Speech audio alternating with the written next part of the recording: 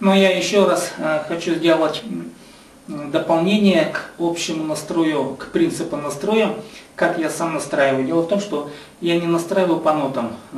Если у вас нет возможности рядом сравнить, допустим, на какой высоте или нет камертона у вас, то принцип обычно простой. Это традиционный принцип настройки.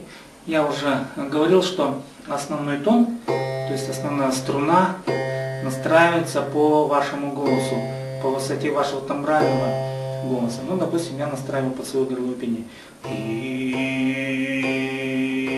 Ну, что мне удобно.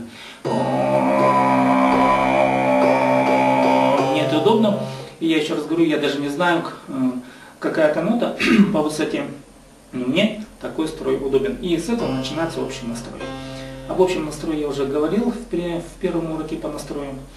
Ну и вот теперь минорный строй, я уже показывал детали, он звучит вот таким образом.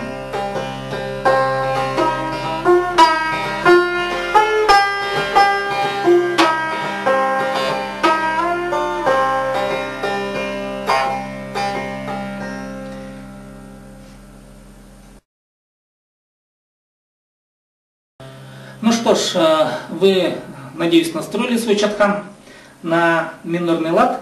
Теперь начнем изучать следующее произведение, которое можно сыграть. Следующий тахпах. Ну, в данном случае я предлагаю пока просто мелодию, без тахпаха. Это инструментальное обычное произведение, но тахпах, это кыргызский тахпах.